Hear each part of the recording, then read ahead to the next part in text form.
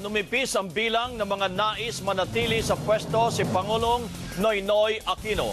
Yan ang basa naman ng ilang kritiko sa pinakabagong Pulse Asia Survey kahit na mas lamang ang tumututol kaysa pabor na mag-resign ang Pangulo.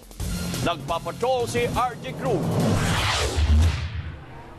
Sa pinakahuling Pulse Asia Survey, 79% o halos 8 sa bawat 10 Pinoy ang nabad trip sa Pangulo dahil inuna pa niya ang pagpunta sa pasinaya ng isang automobile plant kaysa salubungin ang mga labi ng SAF-44. Nakukulangan din sila sa mga paliwanag ng Pangulo tungkol sa nangyari sa Mama Sapano.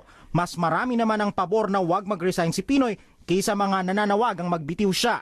Para sa mga kritiko, senyalis ito na hindi na solido ang suporta ng mga Pinoy sa Pangulo. Sa kabila ng pagsadsad ng kanyang approval at trust ratings, naniniwala si Pulse Asia Research Director Ana Maria Tabunda na pwede pang lumamig ang ulo ng ilang Pilipino kay Pinoy depende sa mga susunod niyang hakbang.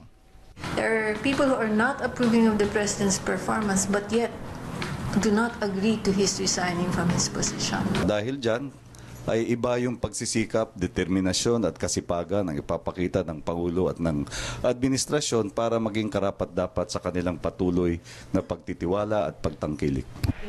Pero babala ni Tabunda, wag brasuhin ang Bangsamoro Basic Law.